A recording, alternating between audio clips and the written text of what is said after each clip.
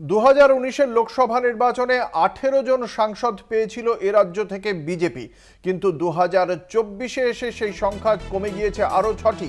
ফলে ঠিক কী কারণে সাংসদ সংখ্যা আরও কমে গেল তা জানতেই ভোটের শেষে বঙ্গ বিজেপির বৈঠক।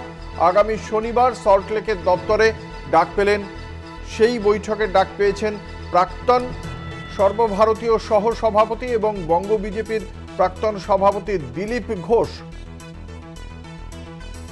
দল নিয়ে আগেই ক্ষোভ প্রকাশ করেছিলেন, দলের বিভিন্ন সিদ্ধান্ত নিয়ে ক্ষোভ প্রকাশ করেছিলেন মিডিয়ার সামনেই দিলীপ ঘোষ।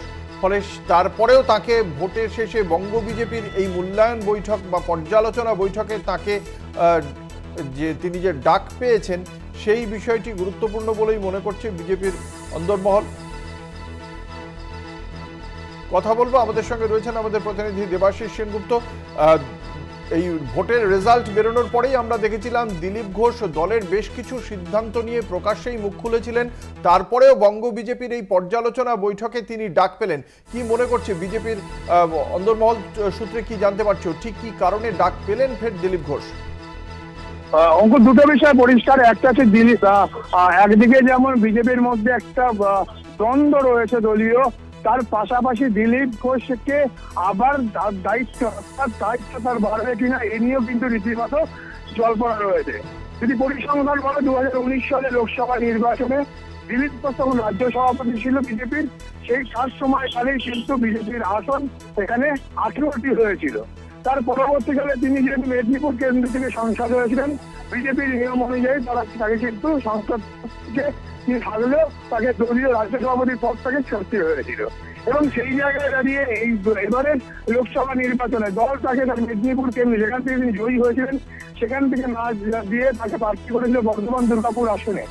যা নিয়ে কিন্তু রীতিমতো প্রথম দিকে কিছু না বললেও ফলাফল বেরোনোর পরেই কিন্তু দেখা যায় বিভিন্নভাবে নানান রকম মন্তব্য করতে শুরু করেন দিলীপ ঘোষ। এবং সেক্ষেত্রে একদিকে দলীয় যারা বুথের কর্মী তারা কাজ করেনি এমনও কিন্তু অভিযোগ এসেছিল, প্রকাশ্যে চলে এসছে। এবং সেই জায়গায় দাঁড়িয়ে থেকে দিলীপ ঘোষের একদিকে পর্যালোচনা বৈঠক, যে পর্যালোচনা বৈঠকে যেমন প্রার্থীরা থাকবে দিলীপ ঘোষের সেভাবেই কিন্তু আজকে তাকেও ডাক দেওয়া হয়েছে।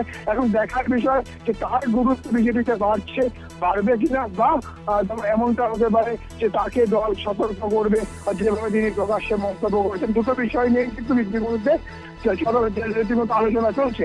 এবং দেখার বিষয় হলো যে বিজেপির মধ্যে যে ভিতরে যে কোন্দল, সেই কোন্দলটা আবার প্রকাশ্যে আসছে না। দিলীপ ঘোষ থাকাকালীন যে বিজেপির যেভাবে তার সংগঠন বৃদ্ধি হয়েছিল, অর্থাৎ 18টা সংসদ পেয়েছিলেন পশ্চিমবঙ্গ থেকে বিজেপিকে দিয়েছিল।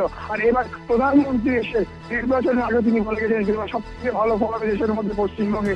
সেই জায়গায় দাঁড়িয়ে মাত্র 12টি আসনে সামনে হয়েছে বিজেপিকে। সেই জায়গা থেকে প্রশ্ন কিন্তু দলের অন্তরী রয়েছে, তাহলে কি দিলীপ ঘোষের গুরুত্ব বাড়ানো হবে না দিলীপ ঘোষকে কেন্দ্র করে দিলীপ ঘোষের যে যারা রয়েছে অনুগামীরা তারা মনে করছেন যে একদিকে তার গুরুত্ব বাড়বে, আবার অপরদিকে মনে করছেন দিলীপ ঘোষকে দল সতর্ক করতে পারে।